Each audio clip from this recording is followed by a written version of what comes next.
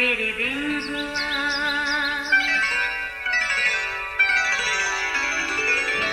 नया फिर दिन हुआ, पुरानी रात का करे सो शुक्र हम खुदा की जात का, खुदा की जात का, नया फिर दिन हुआ।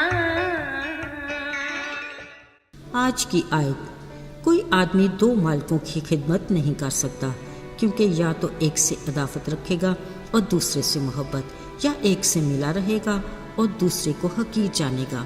तुम खुदा और दौलत दोनों की खिदमत नहीं कर सकते। मत्ती 6:24 आयत। अजीज़ो, सियाने कहते हैं, अगर कोई आपसे अच्छी बात कहे उसे ध्यान से सुने और एहतियात से अमल करें, ये ना देखें कि कौन कह रहा है। लगता है ये बात पिछले दौर के सियाने लोगों की बात है, क्योंकि सच तो ये है कि आज के दौर में हर कोई खुद को सियाना ही समझता है। ज़रा आज के दौर के बच्चों ही को देख लें, ये तो हमारे रोज़मर्रा मुशाहिदे की बात है। वो बड़ों के मुकाबले में खुद को ज़्यादा समझदार कहते हैं। एक लिहाज से बात ठीक भी है, क्योंकि आज की .com जनरेशन ऐसे माहौल में आंख खोलती है जो हमारे ख्वाबों में भी नहीं था। खैर, कुछ मज़ायका नहीं, क्योंकि वक्त और हालात के मुताबिक बच्चों को होशियार और बेदार ही रहना चाहिए। लेकिन इसके साथ हम वालिदैन की तरबियत का सिलेबस भी अपग्रेड होना चाहिए, जो कलाम मुक़द्दस के मुताबिक मुमकिन है, क्योंकि खुदा का कलाम हर दौर हर ज़माने में बेमिसाल है। बड़ी बात यह है कि हमारा खुदा आज और कल भी बल्कि अब तक यकसा खुदा है।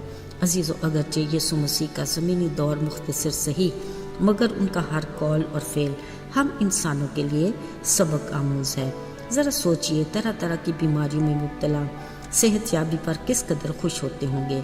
जन्म के अंधे जब खूबसूरत दुनिया को देखने के लायक होते होंगे, वो किस कदर शादमान होंगे। अजीज़ो, लाज़र, यायर की बेटी और बेवा का जवान बेटा जब नई ज़िंदगी के साथ बेदार हुए, उनकी खुशी का अंदाज़ा कौन लगा सकता होगा। फिर ऐसी शख्सियत के साथ जुड़ी एक बड़ी भीड़ का होना कोई अचंभे की बात नहीं। वह अपनी भूख प्यास की परवाह किए बगैर हर वक्त यीशु की रफ़ाकत में रहना पसंद करते। ऐसे में अगर कभी रोटी और मछली से उनकी तवाज़े हो जाती तो उनकी खुशी यकीनन काबिल दीद होती होगी।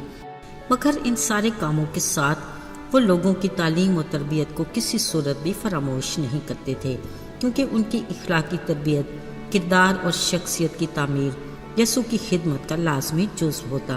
उन्होंने कहा, देखो, कोई शख्स दो मालिकों की खिदमत नहीं कर सकता, या तो वो एक से अदावत रखेगा और दूसरे से मोहब्बत, या एक से मिला रहेगा और दूसरे को हकीर जानेगा।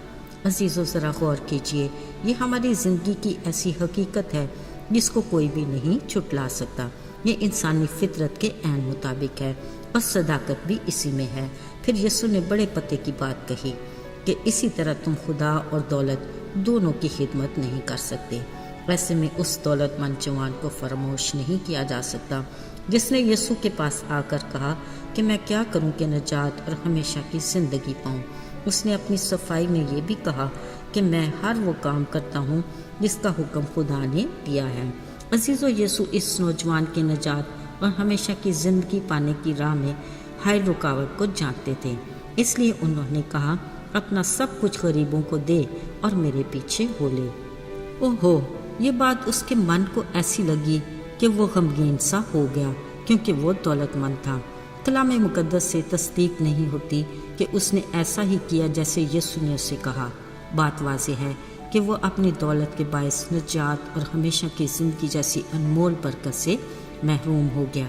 ये यीशु की कही बात का सबूत है कि तुम खुदा और दौलत दोनों की खिदमत नहीं कर सकते। अजीज़ों, आज खुदा की यही वार्निंग हमारे लिए भी है। अगर हम सच्चाई के साथ अपनी ज़िंदगियों पर गौर करें तो हमें एहसास होगा, कभी यूँ लगता है कि हमारी ज़िंदगी का मकसद ही बस दौलत कमाना है। इसी को हम अपनी इज़्ज़त और अपना तहफ़्फ़ुज़ समझते हैं।